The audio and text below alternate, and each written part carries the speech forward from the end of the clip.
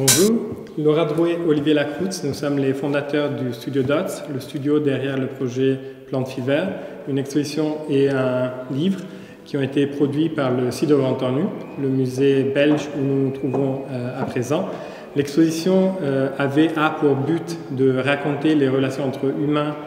et monde végétal à travers des dispositifs de design, donc des œuvres de design. Dans le cadre de l'exposition, nous avons fait un constat, un état des lieux des dernières 20 années pour voir comment les designers, les artistes et les architectes ont abordé la thématique de notre relation avec la plante. Mais l'exposition n'a pas pour but que celui-ci, mais aussi d'être une sorte de manifeste d'une nouvelle pensée, d'une nouvelle relation avec le monde végétal, et veut servir comme une sorte d'outil d'exploration pour comprendre si, à travers des dispositifs de design, on pourrait établir des nouveaux scénarios, des nouvelles narrations pour changer notre perspective sur le monde végétal. Donc dans le cadre de l'exposition et du livre qu'on a produit, on a tenu aussi à faire toute une série de rencontres, de conversations qui devaient prendre la forme de conférences ou d'ateliers pratiques pour vraiment sensibiliser le public le plus vaste possible à cette thématique. Dans le cadre de ce programme culturel, nous avions prévu une conférence tenue par le philosophe belge Quentin Yarnaud, avec qui nous sommes aujourd'hui, qui a malheureusement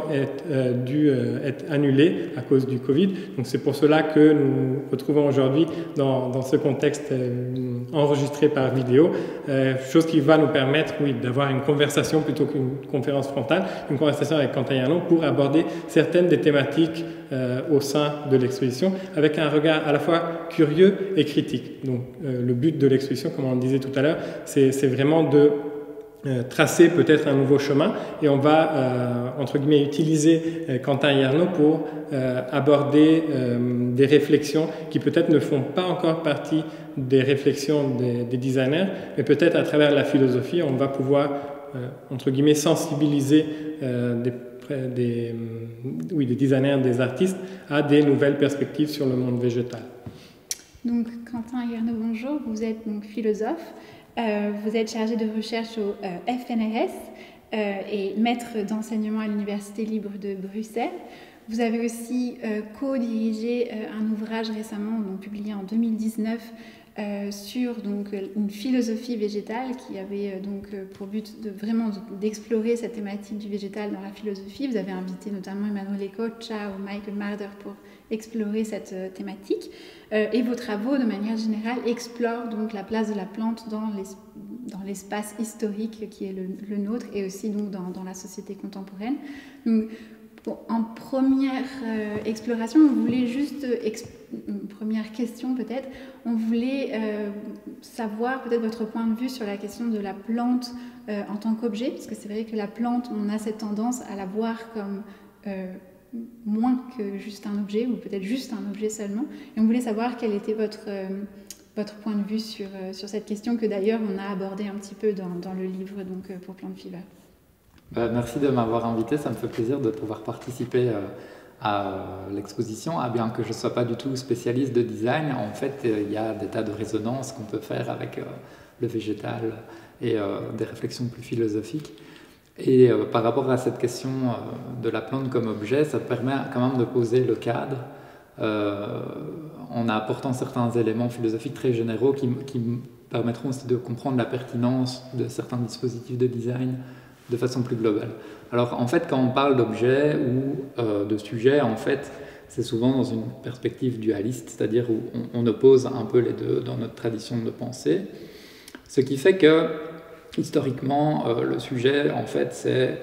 l'être humain en réalité. Un sujet, c'est quoi? C'est quelqu'un qui est capable de penser, qui est actif en fait, dans la manière dont il agit, à travers sa volonté, sa liberté, ou dans la manière dont il connaît certaines choses qui se représentent, etc. Donc ça, c'est typique, par exemple, du sujet chez des philosophes comme Descartes ou Kant, qui ont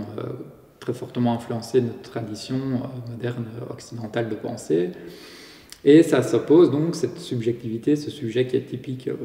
de la personne humaine, en fait, à tout ce qui est non-humain. De façon assez indifférenciée, le concept d'objet, ça s'applique à des choses qui sont vivantes ou des choses qui sont non vivantes. Donc traditionnellement, quand on va au-delà de la subjectivité humaine,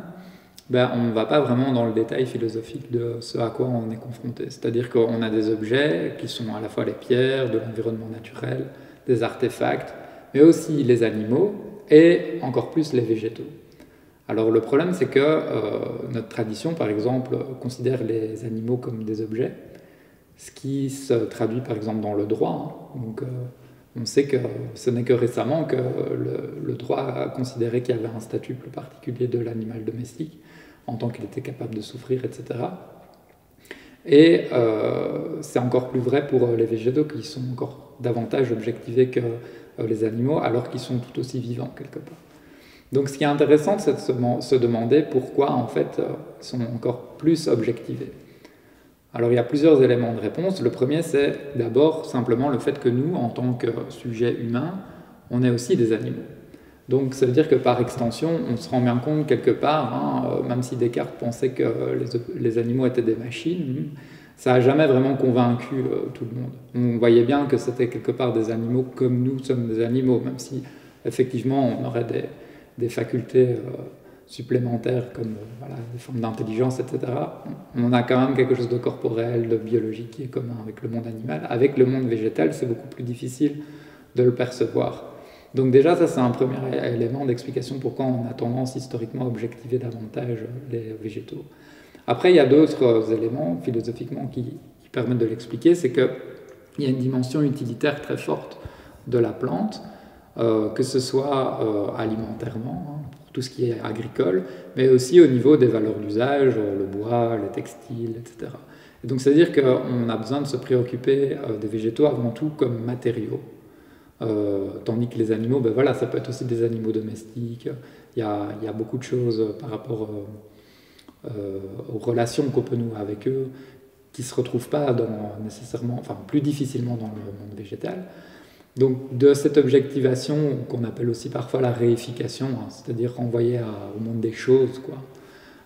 découle aussi qu'on a une tendance à avoir une approche par la négative du monde végétal. C'est-à-dire qu'on va le définir dans cette hiérarchisation et gradation avec les humains, et puis les animaux, et puis il y aurait les végétaux.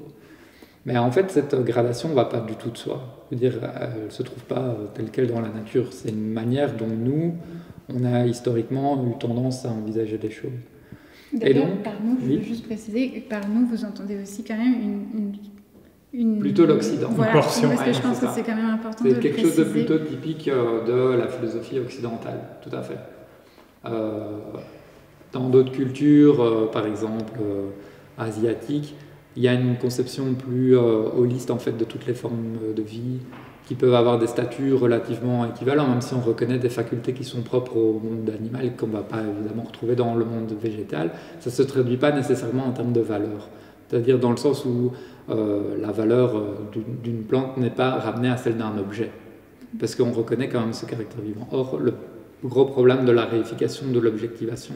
de notre tradition de pensée, c'est qu'elle a tendance à ramener justement la plante à une chose, et donc ramener aussi la valeur, nier en fait la valeur du caractère vivant de la plante en le ramenant à celle de n'importe quel objet non vivant, voire à des artefacts.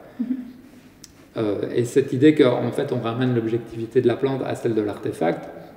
est directement liée à ce que je disais en termes d'instrumentalisation et de technicisation de la plante, qui est induite par le rapport agricole et instrumental qui est nécessaire. Donc il ne s'agit pas de dire qu'il faut supprimer évidemment ce rapport-là, mais simplement de dire qu'il faut être conscient que ce n'est pas parce qu'on a ce rapport utilitaire qui doit occulter le fait que derrière il y a un véritable être vivant avec des caractéristiques propres et une valeur qui n'est pas réductible à celle de n'importe quel autre objet. Et donc ça c'est aussi un élément important qui fait qu'on a tendance donc dans cette hiérarchie dont je parlais à avoir une approche par la négative du monde végétal. On va plutôt le positionner par rapport à ce qu'il n'a pas, par rapport à l'animal. Donc il n'est pas mobile, il n'a pas de volonté, ce n'est pas un sujet, il ne souffre pas. En fait, toute une série de caractéristiques beaucoup plus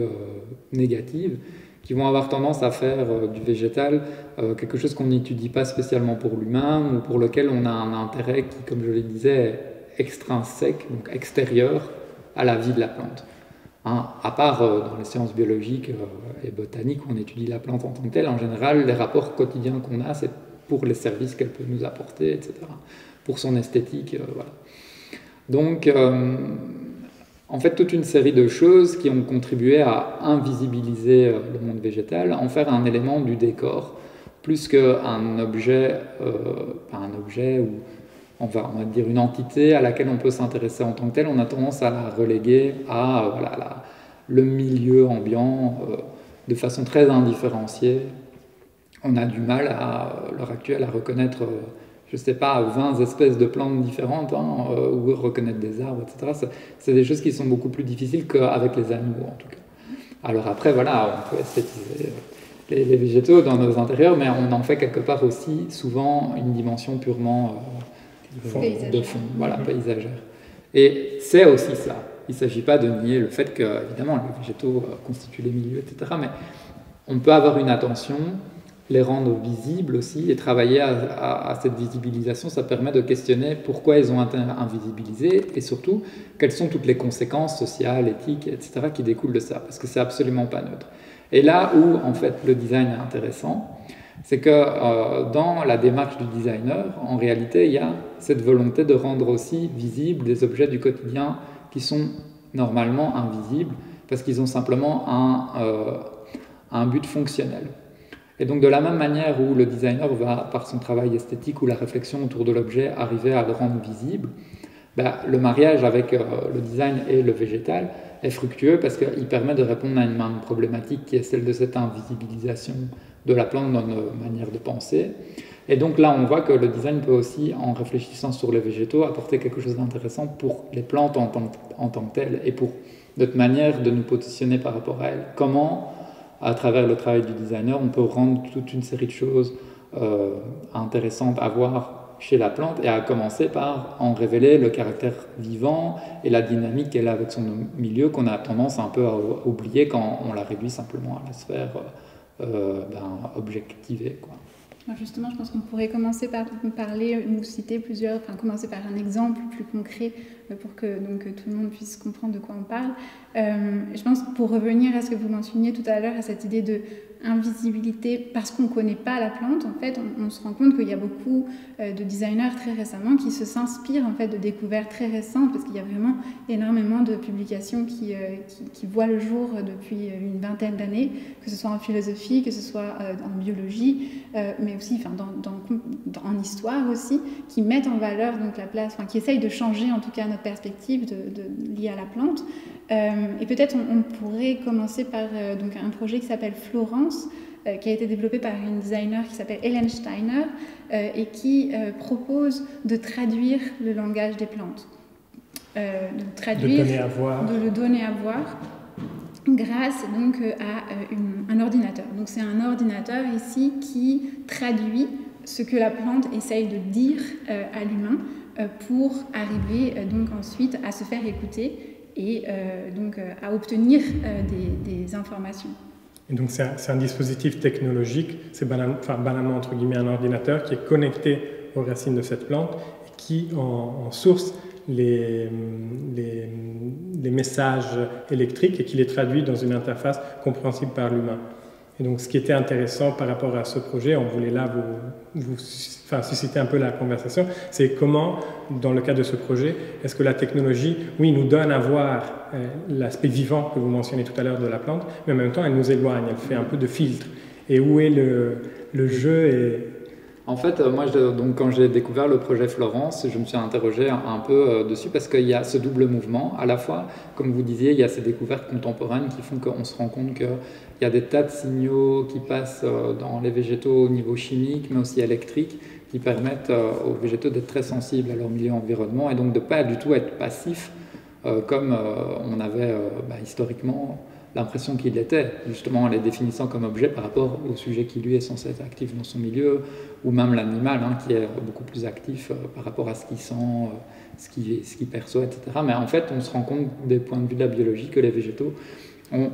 énormément de capteurs sensoriels qui leur permettent de se rendre compte des changements très très petits de leur environnement. Et donc, il y a donc dans ce projet l'idée de mettre des capteurs pour mesurer des réactions physiologiques de la plante et en même temps nous communiquer donc à travers un langage des messages qui traduiraient en langage humain ce dont la plante aurait besoin. Et en fait, philosophiquement, c'est intéressant parce qu'il y a un passage, en fait, un saut à travers ce travail de traduction entre ce qui est de l'ordre de la communication au sein du vivant, communication qui est chimique, etc., et puis la volonté d'en faire un langage, c'est-à-dire quelque chose d'articulé, les messages qui sortent, ce sont des phrases, même poétiques en fait, et donc ça veut dire utiliser un langage au sens fort du terme, qui est en général considéré comme le propre de l'homme, c'est-à-dire qui articule une syntaxe, une sémantique, qui fonctionne grâce à des symboles, donc des représentations abstraites, c'est-à-dire toute une série de choses que le sujet humain, de nouveau si on veut reprendre cette terminologie, de façon pédagogique par rapport à laquelle on peut être critique, mais ici pour fixer les choses. Donc toute une série de choses que le sujet humain fait dans la manière dont il manie le langage, mais qu'une plante qui communique de manière chimique, etc., ne fait pas, parce qu'elle ne se représente pas son environnement mentalement, elle n'articule pas ça sous forme de symboles. Ce qu'elle fait, c'est qu'elle envoie des signaux et qu'il y a des réactions à ces signaux qui permettent de s'adapter physiologiquement, etc. Et donc là, on voit qu'il y a un saut. En fait, on fait d'une communication intra-organique chimique quelque chose comme un langage qui est compréhensible par l'humain. Et donc, ça peut témoigner d'une forme à la fois où on va vers la plante, on s'intéresse à elle en tant qu'être vivant pour comprendre ses réactions, mais en même temps, on se sent obligé, dans une perspective peut-être un peu anthropocentrique, de la ramener, donc c'est-à-dire c'est toujours cette perspective humaine qui serait centrale, de vouloir la ramener dans le giron de notre subjectivité. Voilà, c'est ça. Pour résumer un peu ce projet Florence, il est ambivalent, il est à la fois intéressant parce qu'il nous permet de nous intéresser à la sensibilité de la plante en tant qu'être végétal à part entière, avec une multiplicité de capteurs sensoriels par rapport à son environnement et de capacités insoupçonnées de cette vie végétale qu'on n'avait pas encore il y a quelques années, mais en même temps, je dis qu'il est ambivalent parce qu'il ramène ça à un langage humain, à la volonté de traduire ça en des phrases compréhensibles par le sujet humain, comme si pour exister dans notre monde, la plante devait être amenée à cette sphère-là, plutôt que de développer des formes de relations qui soient beaucoup plus sensibles par rapport à ce type d'être, par rapport à ce qu'il est en tant que tel, c'est-à-dire une plante n'est pas un sujet humain qui a un langage articulé comme le nôtre. Alors il est aussi ambivalent dans le sens où ça développe cet attrait par la médiation technologique au détriment en fait justement de ce rapport sensible qu'on peut avoir avec les végétaux quand on s'occupe d'eux de façon beaucoup plus traditionnelle, qu'on se demande tiens est-ce que ma plante a soif, de quoi elle a besoin, est-ce qu'il ne faut pas que je la rempote, etc. Est-ce qu'elle est bien exposée. J'observe la manière dont les feuilles vont se déployer, comment elle va se comporter en fait de façon générale. Et la médiation ici du dispositif technique fait que la plante est mise dans une espèce de bulle. Elle est coupée en fait de rapport directement sensible, on ne peut pas la toucher, on peut pas directement, enfin voilà, on peut la voir, mais c'est la machine en fait qui nous dit de quoi elle a besoin et qui traduit ça directement en un message qui nous donne presque un ordre de ce qu'il faut faire. Et donc il n'y a plus là en fait le jeu qui est inhérent au rapport entre les vivants. Et c'est assez symptomatique du fait que ce dispositif technique est aussi pensé pour je pense, enfin vous me direz si je me trompe, mais à terme comme une espèce de prototype pour l'agriculture de pointe. Et donc c'est pensé comme en fait un outil technologique qui quelque part vise à automatiser le traitement des plantes pour les faire produire un maximum en termes de rendement en n'ayant même plus besoin d'aller déambuler dans les champs et d'avoir un rapport sensible avec ces êtres-là. On doit simplement se contenter d'exécuter les messages qui nous sont en plus traduits dans un langage qui nous est compréhensible pour savoir ce qu'il faut faire pour que cette plante non pas vive sa vie mais produise du mieux possible. Donc il y a toute une logique derrière un peu technologique et économique qui ne se dit pas nécessairement, même si tout est jamais noir ou blanc, et il y a aussi quand même cette volonté de mettre en lumière cette communication, ces facultés insoupçonnées des végétaux en tant qu'êtres vivants. Et je pense qu'il y a une chose qu'on mentionne à chaque fois qu'on fait une visite guidée de l'exposition, c'est une anecdote mais qui a à faire justement avec cette technologie appliquée à un milieu agroalimentaire. Et c'est l'exemple du Polytechnico de Turin, en Italie, qui a travaillé avec un vigneron où pendant des mois, ils ont appliqué donc la même technologie, une technologie qui permet à l'humain de comprendre les besoins des plantes, et dans ce cas-là des vignes,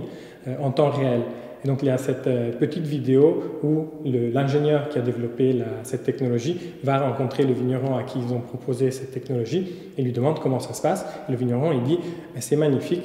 Il est un peu vieux, il est sur son canapé avec son application, il dit c'est magnifique parce que je commence à devenir vieux et maintenant j'ai tout sur mon portable et en fait la connaissance de ce qui se passe dans ma vie, je l'ai en temps réel sur mon smartphone, j'ai plus besoin chaque matin de me promener 2 heures dans mes vignes pour aller voir comment mes plantes vont. Et donc cette ambivalence de comprendre la plante, en comprendre les besoins,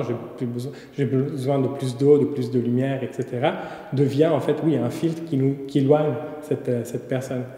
Et en fait ici, on n'est plus dans l'observation pure et dure de l'être humain qui observerait la plante pour essayer d'en comprendre les problématiques. Et on est vraiment ici dans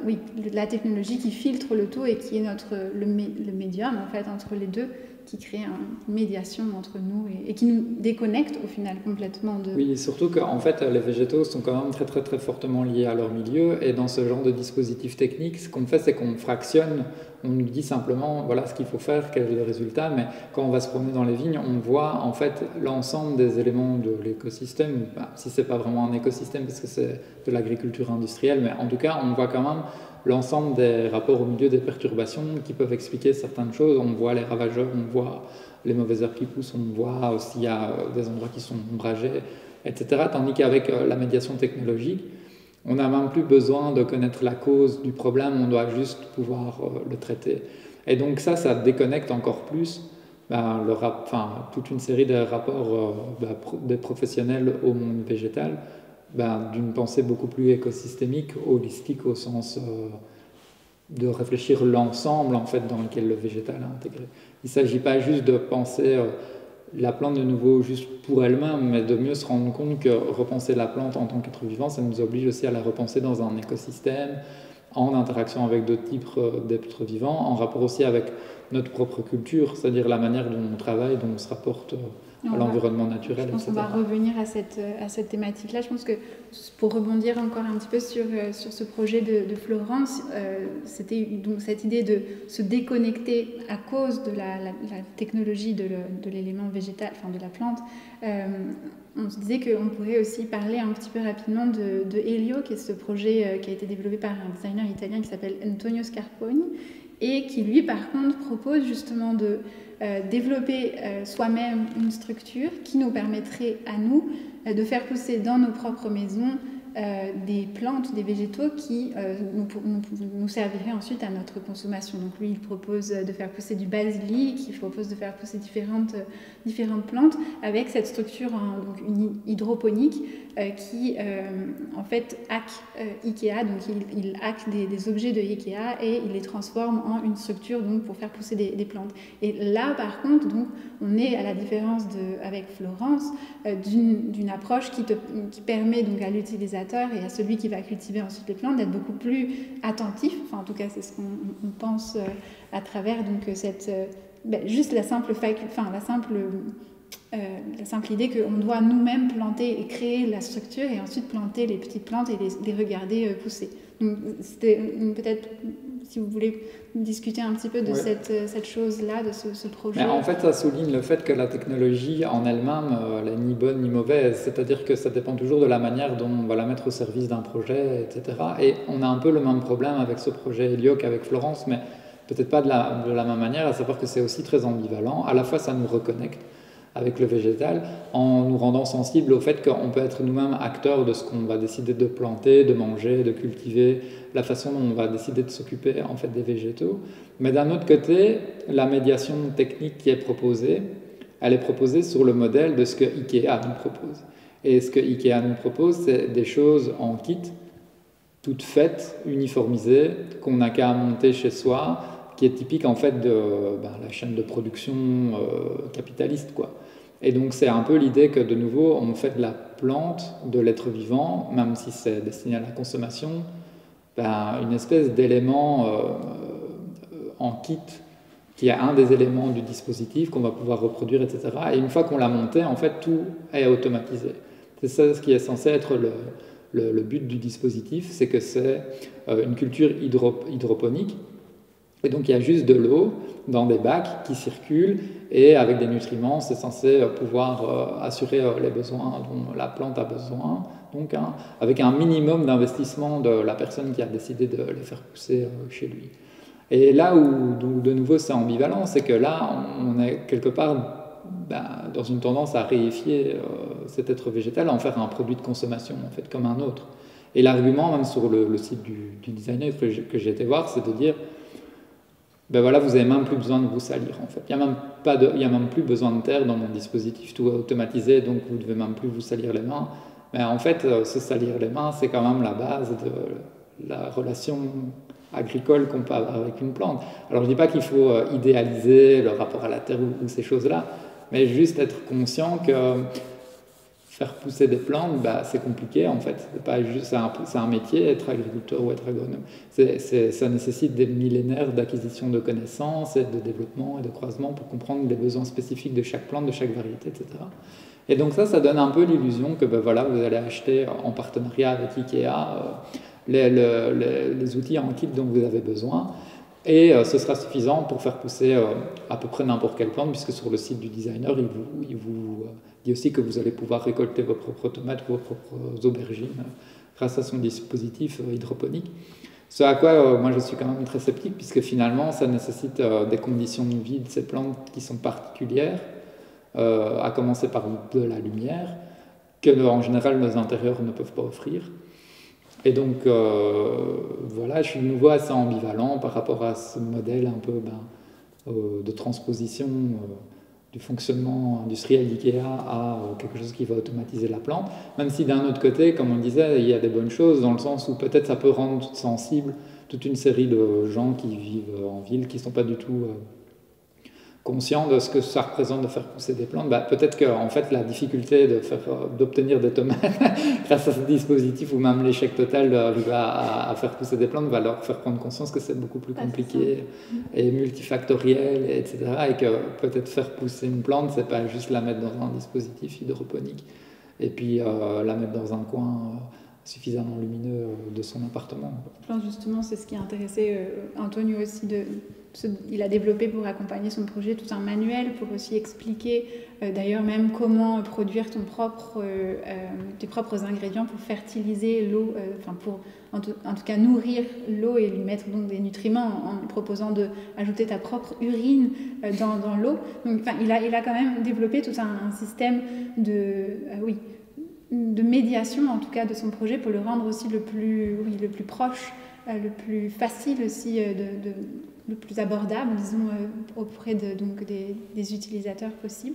Je pense que ce qui est intéressant par rapport à ce que vous disiez, c'est que là on parle d'un dispositif qui parle le langage de IKEA. Donc ça c'est absolument, ça peut être contradictoire justement parce qu'on rentre dans un système capitaliste. D'ailleurs l'une des revendications d'Antonio Scarponi, c'est que il est intéressant ce projet dans le sens où IKEA se retrouve un peu partout dans le monde et donc ça permet à tout le monde de s'approprier de cette technologie de l'hydroponique. Et je trouve ça intéressant dans le sens où ça parle le langage d'IKEA, qui est un langage que tous les millennials ou les jeunes qui habitent en ville parlent, le langage IKEA de monter soi-même. Et donc peut-être qu'avec ce langage, il arrive à rapprocher les gens aussi. Oui, mais c'est ça qui m'inquiète un peu, c'est que finalement ça parle un langage que tout le monde comprend, alors que simplement acheter un pot de fleurs, mettre de la terre dedans et planter des graines, c'est aussi accessible à tout le monde. Il ne faut pas un magasin Ikea près de chez soi pour le faire. Et en fait, ça se fait peut-être au détriment de simplement la tentative de planter des choses sur sa terrasse ou de s'occuper de plantes chez soi et de se salir les mains et de voir ce que ça donne. Et ça peut aussi rater, mais quelque part c'est un peu interpellant de se dire que l'argument est celui-là. Se dire en fait il y a des Ikea partout, donc c'est la bonne méthode pour faire pousser des plantes. C'est un peu un passage de ce qui est à ce qui devrait être, quoi. Vu qu'il y a des Ikea partout, c'est que c'est la bonne méthode, la bonne solution, la bonne méthode à suivre. Et je ne dis pas que ça ne marche pas et que ça ne peut pas être utile pour certaines choses, mais juste comme je dis, c'est interpellant du fait que c'est présenté comme plus simple et plus souhaitable que simplement se salir les mains, alors qu'il n'y a rien de plus simple que, comme je disais, acheter un sac de terreau et remplir une jardinière et semer des graines dedans. Donc, rien de plus simple, au sens du dispositif technique, par rapport à la médiation en kit d'hélio qui nécessite quand même un système hydroponique, des bacs, etc. À mon avis aussi un éclairage artificiel en intérieur, etc., etc. Donc après, je ne dis pas que pour obtenir des résultats, ce sera simple, même si vous semez des graines dans votre jardinière, si vous n'avez pas les soins, un minimum de connaissances en jardinage, etc., vous aurez probablement aucune récolte non plus. Mais en tout cas, au niveau du dispositif technique, parfois, les choses les plus simples sont à la portée de tout le monde. Je pense que cette idée de l'apprentissage, justement, c'est intéressant parce que c'est vraiment quelque chose que beaucoup de designers expliquent dans la façon dont ils ont procédé pour développer leur projet. Souvent, ils ont dû passer par une phase d'expérimentation, bien sûr, mais aussi une phase d'apprentissage, surtout dans le cas des designers qui travaillent avec les plantes, où on sent qu'ils ont dû se renseigner sur des capacités, bien sûr, sur la botanique, sur la biologie, sur les rapports entre plantes. Et c'est d'ailleurs le cas notamment de tous les designers qui travaillent dans le milieu du biodesign, qui collaborent avec des plantes, qui collaborent aussi avec des champignons, avec d'autres vivants. Et c'était une thématique qui nous importait aussi beaucoup. On a dans l'exposition un projet de Carole Collet, qui est donc une designer française qui est basée à Londres et qui a développé tout ce projet qui s'appelle Botanical Manufacture et qui justement propose de manufacturer des plantes pour en faire des objets. Donc il y a tout ce rapport ici encore à un autre type de transformation de la plante en objet qui nous semblait intéressant aussi à explorer ici. Mais disons que c'est intéressant dans la mesure où on flirte toujours sur cette ambivalence de savoir est-ce que le design est au service de la plante ou est-ce que la plante est au service du design et donc finalement est réduite à sa dimension de ressources purement objectivables pour un produit qui finalement ne sert pas spécialement le végétal. Alors, je ne dis pas que c'est un problème en tant que tel, puisque c'est évident qu'on a besoin de végétaux comme ressources, mais en tant que, on va dire, nourriture pour la pensée, c'est peut-être moins intéressant, je veux dire, dans une démarche globale, si la plante est juste au service d'un objet de design et qu'en retour, il n'y a pas nécessairement de plus-value pour la façon dont on réfléchit la plante. Ici, ce n'est pas le cas dans le projet de Carole Collet, parce qu'en réalité, elle produit des gourdes, en fait, des calebasses, à partir de courges qu'elle fait pousser dans des moules. Mais le but, ce n'est pas uniquement de produire une gourde, c'est aussi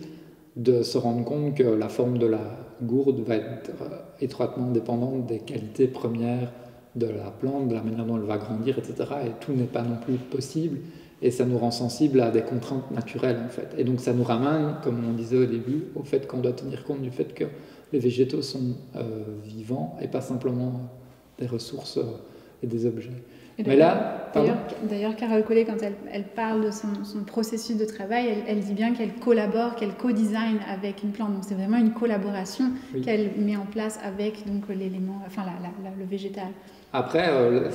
là où ça peut devenir plus problématique et inquiétant, c'est quand on oublie que c'est une collaboration et qu'en fait on table uniquement sur justement l'effet que la plante peut produire, indépendamment même du fait que la plante est un être vivant, qu'elle a des caractéristiques par rapport à son milieu, son environnement. Enfin, quelque part qu'on isole de nouveau et qu'on isole même jusqu'à des fonctions qu'on veut voir implémentées d'un point de vue technologique. Et Carole Collet, par exemple, dans l'interview qu'elle donne dans le livre que vous avez édité pour l'exposition, présente les choses un peu dans ces termes-là, en disant écologiquement, le problème de l'huile de palme, c'est catastrophique, et du coup, elle nous dit qu'elle pense que l'avenir, c'est quand même de passer par la biologie synthétique, où on va rendre donc la biologie synthétique, c'est-à-dire des formes de manipulation du génome des plantes, des gènes, qui vont nous permettre d'exploiter, même de créer des nouvelles fonctions chez le végétal qui n'existent pas à l'état naturel, où pas de cette manière-là. Voire même synthétiquement créer de nouveaux végétaux. Créer des nouvelles fonctions végétales ou même des nouvelles plantes qui vont répondre à des objectifs industriels qu'on aurait, par exemple, grâce à des micro-organismes. C'est spéculatif, elle dit on pourrait synthétiser, ou grâce à des plantes transgéniques, synthétiser de l'huile de palme qui ne passe pas par la déforestation. Mais en fait, ça pose toute une autre série de questions, parce que, de nouveau, la biologie synthétique n'est pas nécessairement un outil qui est purement à notre disposition comme ça. Ça a des tas d'implications sur la façon dont on transforme les plantes, sur le statut des OGM, la façon dont, après, on va breveter le vivant, cultiver des tas de problèmes éthiques. Et puis ça peut avoir donné l'illusion qu'on simplifie les problèmes en opposant d'un côté le fait que il y a des problèmes écologiques désastreux qui sont liés à la déforestation pour planter de l'huile de palme. Et puis d'un autre côté, on aurait une solution qui serait la biologie synthétique qui va venir réifier plus que de raison le végétal pour en faire une pure fonction technologique, au point d'en faire une biomanufacture, une usine végétale, donc destinée à la production. À notre service. À notre service uniquement, et là il n'y a plus rien en retour pour cette plante synthétique ou ces organismes modifiés génétiquement qui évidemment n'ont aucun rapport avec l'environnement, le milieu naturel, les écosystèmes. Au contraire, il faut les isoler pour éviter des effets de contamination, parce qu'on ne sait pas ce que ça pourrait donner dans certains cas en termes de conséquences et de déséquilibre. Et puis même au-delà de ça, ça pose la question de savoir, est-ce qu'on a besoin en fait de créer ces dispositifs? Est-ce qu'on ne peut pas simplement se demander est-ce qu'il est vraiment nécessaire de consommer autant d'huile de palme? Et ça occulte en fait ce problème-là, ou ça occulte le fait qu'il y a des tas de pratiques beaucoup plus locales, par exemple d'agroforesterie, qui font avec les palmiers à huile tels qu'on les utilise, un autre type d'agriculture qui est destiné à ne pas créer toute cette série de problèmes écosystémiques. Et du coup, c'est un peu artificiel de présenter les choses en disant, voilà, si soit vous avez un problème écologique, vous avez la technologie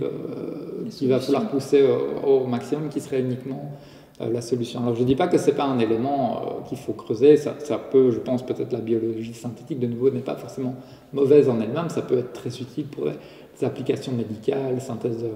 de certaines molécules qui permettent de faire des médicaments plus efficacement, que les extraits dont il faut récolter des tonnes de plantes pour en avoir quelques gouttes, et des choses comme ça, mais ça doit être pensé de façon beaucoup plus générale par rapport au cadre social,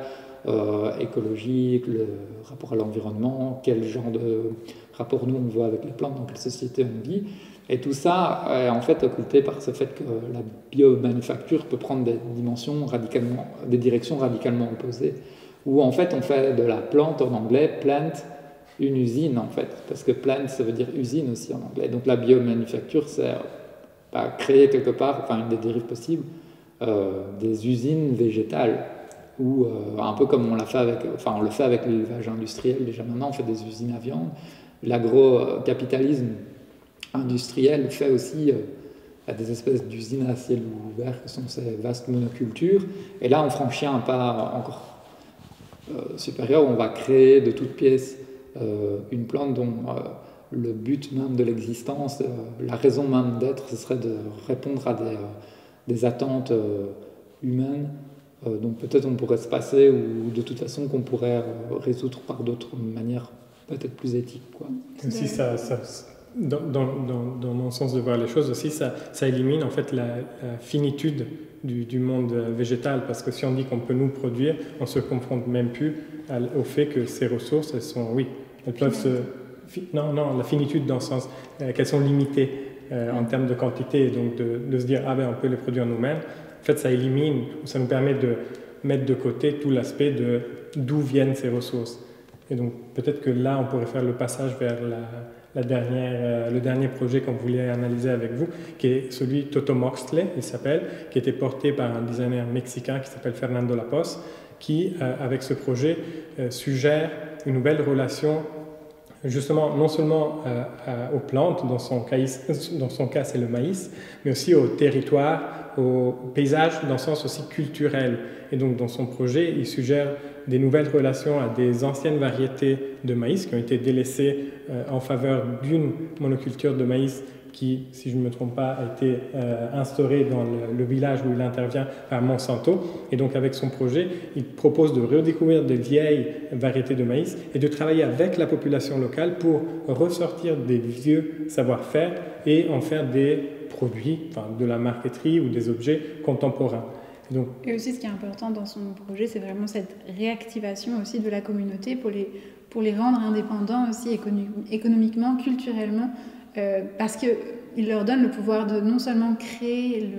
l'objet, enfin les objets à partir de ce maïs de toutes les couleurs, mais aussi de transformer le paysage qui avait été complètement détruit, enfin presque détruit par bien sûr l'introduction de pesticides qui s'accompagnent toujours presque de ces plantes transformées, transgéniques, et donc de leur permettre de recréer presque, en tout cas de revitaliser à la fois la communauté et le paysage. En fait, oui, moi j'ai beaucoup apprécié le projet Totem Huxley de ce designer, parce que là on voit que la biomanufacture et le design peuvent vraiment aller dans les deux sens et que ce n'est pas uniquement quelque chose qui opposerait l'homme à la plante. Est-ce qu'on utilise la plante comme objet uniquement, ou est-ce que quelque part on l'esthétise et on en fait une espèce d'idéal en la fétichisant comme dans certains dispositifs purement artistiques. Ce qui est vraiment très intéressant avec le projet de ce designer, c'est qu'on peut le qualifier de phytocentrique, pour reprendre les termes du philosophe Michael Marder, par opposition à anthropocentrique. Et donc il ne s'agit plus simplement de réfléchir le végétal dans une perspective qui est uniquement ramenée toujours à l'humain, mais de le réfléchir au sens d'un phytocentrisme, c'est-à-dire non pas de considérer que la plante constitue le centre absolu, mais considérer que la plante peut être le nœud d'un réseau d'interaction avec la communauté des gens de ce village mexicain, avec une banque de graines qui fait de la conservation des variétés ancestrales dans un pays voisin, je crois, avec aussi une filière de distribution plus économique des produits qui vont être faits. Et donc ce qui est vraiment très intéressant avec le projet de ce designer, c'est que c'est un projet qui est holistique, dans le sens où il prend en compte l'ensemble en fait, des acteurs qu'il met en relation pour créer une forme d'indépendance alimentaire, de la restauration écologique, assurer aussi un revenu pour les femmes de ce village qui vont pouvoir récolter les feuilles que de toute façon on jetait, et donc il y a aussi une idée de recyclage. Et en plus, il fait quelque chose qui est vraiment très beau. C'est-à-dire que ça a une vraie utilité. La marqueterie qu'il produit avec ses feuilles de maïs de diverses couleurs, elles sont vraiment très belles et ça peut créer des objets qui ont une dimension aussi utilitaire. Et donc ça marche vraiment très très bien. Et on voit que là, il a recréé autour de cette plante qui est le maïs, d'une multitude de variétés de maïs, de la vie, au sens de la vie sociale, de la vie culturelle, de la vie économique, là où il y avait en désert en fait de toutes ces dimensions qui avaient été instaurées par la monoculture de maïs de Monsanto, qui en plus avait épuisé les sols, et il n'y avait plus que de la, comme le paysan le dit dans une vidéo qui a été tournée, il n'y a plus que des cailloux qui poussent en fait. Ça a mis à fleur la roche nue, et il y a vraiment un paysage de mort qui ne permettait même plus l'indépendance alimentaire des paysans qui vivaient là. Et moi, je pense que c'est vraiment une bataille contre l'érosion aussi qu'il a mis en place, avec la possibilité aussi de réutiliser en fait les déchets qui sont produits de la marqueterie et de tout ce processus agricole pour ensuite les remettre à la terre. Donc il y a aussi un nourrissement de la terre avec le projet qui est aussi physique, qui est réellement physique. Oui, c'est ça, il y a une vraie dimension à la fois utilitaire, écologique, de restauration, etc. C'est très concret, quoi. Et donc quand on parle remettre la plante au centre de nos intérêts,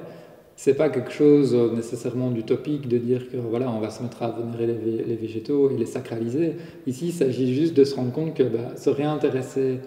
à la diversité de certaines variétés de maïs, par exemple,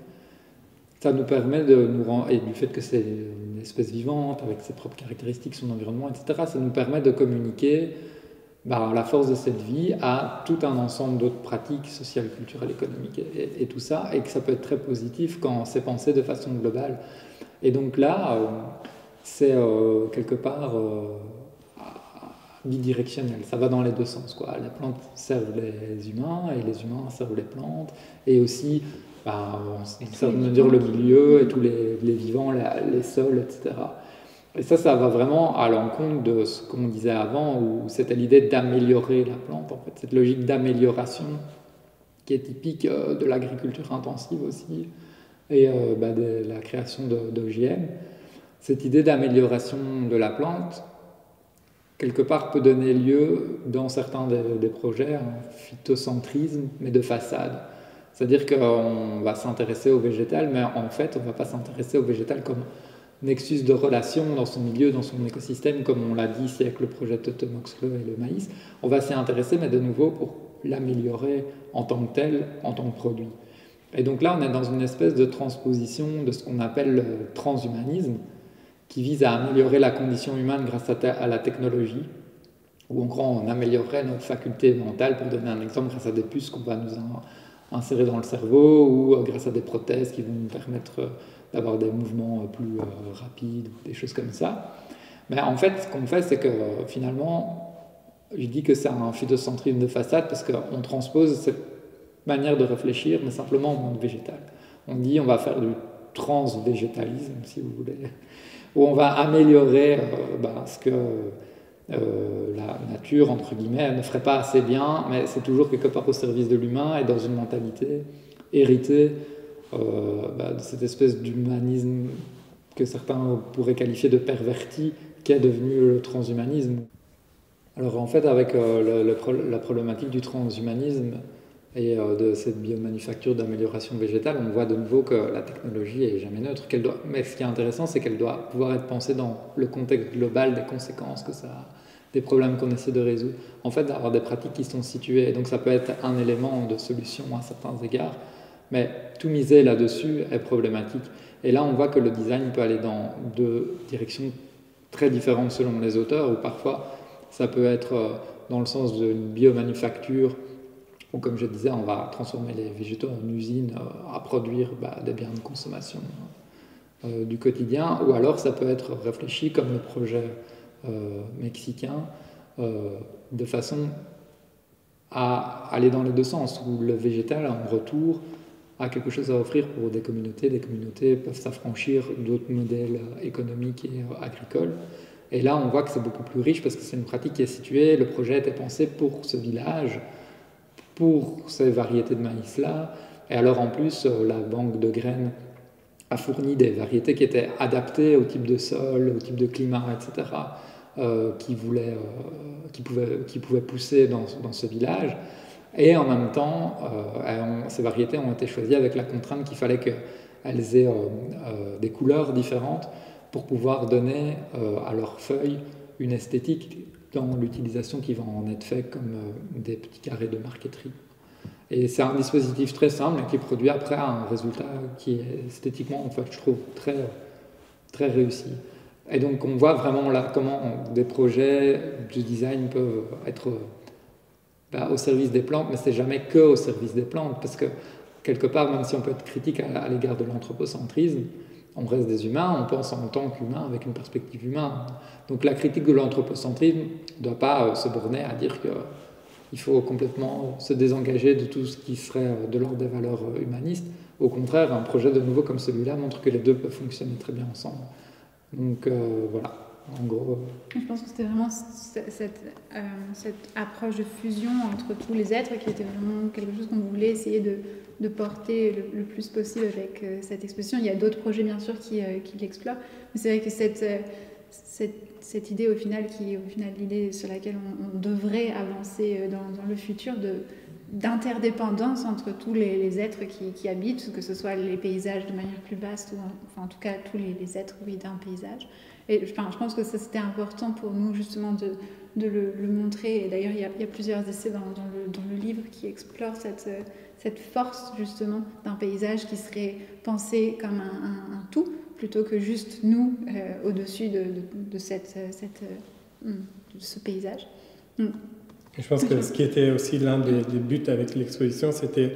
qui est ancré aussi dans un milieu historique où on fait face à une crise climatique, si on veut l'appeler comme ça, et de voir si c'est possible à travers le design de repenser nos habitudes. Et je pense qu'on pourrait, je ne sais pas, conclure avec l'une des réponses ou une fraction d'une réponse que vous aviez donnée à notre interview dans le livre, où vous disiez « Je pense qu'au XXIe siècle, de plus en plus de personnes sont éduquées à l'écologie, à la diversité des formes de vie menacées, et deviennent capables de prendre conscience, avec un peu de patience, de tout ce que la vie des plantes représente au-delà des ressources utilitaires. » Et après, je coupe. Aujourd'hui, il ne s'agit plus tant de faire preuve de patience et d'attention, mais de sortir la tête du sable et d'agir. Et je pense que l'un des buts avec l'exposition, c'était justement aussi de montrer qu'il y a aussi des pratiques, justement sans aller dans des pratiques trop technologiques, mais des pratiques à la portée de tout le monde. Et un peu cette idée de sortir la tête du sable, c'est un peu le souhait avec l'exposition. Et peut-être, pour conclure, est-ce que, selon vous, après avoir vu l'exposition, est-ce que le design ou l'art, est-ce qu'il a une fonction pour justement nous montrer d'autres chemins? Sûr. En fait, globalement, on voit bien que l'art a quand même toujours un médiateur de la pensée, que ce soit via l'esthétique et la pensée philosophique, mais de façon plus générale, souvent ça interroge des valeurs, des questions de société, etc. Et ici, les projets qui ont une dimension artistique, esthétique le font. Mais le design va un peu plus loin parce qu'il nous oblige à penser pas seulement à nos valeurs, à des choses abstraites, mais je ne dis pas que l'art fait que ça, mais spécifiquement, le design nous fait aussi penser à notre quotidien, parce que c'est des objets du quotidien qui sont fonctionnels aussi pour la plupart, et donc nous oblige en interrogeant la plante dans cette perspective du design, à replacer aussi la plante dans nos actions quotidiennes, notre rapport quotidien. Et donc là, c'est dans ce sens que c'est intéressant, parce que ça nous permet d'agir vraiment en voyant qu'il y a toute une série de produits qui sont pensés dans une perspective par exemple vegan, pour des chaussures qui sont exposées, qui sont faites uniquement à partir de matières végétales de A à Z, qui sont pensées pour après pouvoir recycler. On voit qu'il y a donc aussi toute une série de matériaux qui existent déjà, qui pour certains sont commercialisés, qui sont faits dans une réflexion vraiment de nouveau holistique par rapport à la plante en tant qu'elle doit être utilitaire et nous servir de produit, mais pas que. C'est-à-dire que tout est pensé, quoi. Tout est pensé aussi dans la façon dont le produit va être recyclé, dans la manière dont on va pouvoir cultiver la plante par rapport à son écosystème, ou comment on va pouvoir souvent aussi prélever des déchets de l'industrie, du bois ou de l'industrie agricole. Ça, c'est quelque chose qui m'a frappé aussi, c'est de voir que en fait, ces designers partent d'un problème en se disant, ben voilà, il y a des tas de déchets dans toute une série d'industries qui utilisent les végétaux, mais qu'est-ce qu'on peut faire avec ça pour intégrer de façon beaucoup plus de nouveau globale et multifactorielle en fait chaque élément du puzzle. Et là on voit que ça peut donner lieu à des choses très intéressantes. Après, comme je disais, ça va toujours un peu dans deux directions, puisque ça peut aussi le design peut parfois être, j'ai l'impression, un prétexte, où la plante va être un prétexte à l'utilisation d'un nouveau dispositif de design qui finalement a de nouveau une espèce d'esthétisation qui réifie le végétal, ou qui encense une médiation technologique indépendamment en fait de la vie et des relations qu'il y a derrière. Donc je pense que globalement, en fait, je suis assez quand même confiant dans le fait que les designers ont développé des vraies réflexions sur ces enjeux, parce qu'ils travaillent un matériau qui est vivant, contrairement à peut-être ce qu'ils font d'habitude, je ne sais pas, où ils travaillent des matériaux qui sont plutôt inertes, et donc ça les oblige nécessairement à penser les choses différemment. Et qui dit penser à un matériau vivant, dit forcément penser à l'ensemble des relations du vivant, à son milieu et à nous, et aux objets du quotidien, et au recyclage, etc. Et donc, en fait, ouais, je pense que ça marche très bien, mais voilà. Il faudra voir à l'avenir ce que ça donnera. Parce que ça reste pour beaucoup des prototypes, mais ça va quand même dans une direction qui est très intéressante et porteuse. Merci beaucoup, Pantayano. Merci. d'avoir accepté de participer à cette conversation. C'était vraiment très important pour nous, je pense, aussi pour clôturer un peu ce projet. Aussi pour le nourrir déjà depuis le début, parce que c'est vrai que vous avez été là quand même assez tôt dans la conversation. Donc, je pense que ça a été vraiment très enrichissant aussi avec le livre pour cette interview, de toujours avoir un dialogue et de pouvoir aussi faire sortir un peu le design de son monde, de sa petite bulle de design un peu parfois élitiste, et d'arriver aussi et de le contaminer avec des réflexions qui soient plus philosophiques ou de d'autres disciplines. Et c'était vraiment important pour nous d'avoir ce dialogue, justement, et de le créer. Espérons qu'on ait réussi et que les visiteurs le sentent. Voilà. Merci beaucoup à vous aussi de m'avoir invité, hein, parce que la philosophie doit aussi pouvoir sortir des murs de l'université. C'est quelque chose qui s'applique à des tas de dimensions et qu'il faut pouvoir rendre accessible. Donc, moi, je trouve que c'est important aussi de pouvoir communiquer avec le public et avec toutes sortes de dispositifs qui, a priori, font pas spécialement appel à la philosophie, mais on voit qu'elle peut être utile à des tas de choses. Donc, juste pour finir, peut-être un petit spot. L'exposition se termine le 7 mars, ici au site Grand Ornu. Et donc, n'hésitez pas à réserver sur le site du musée votre place pour venir voir l'expo.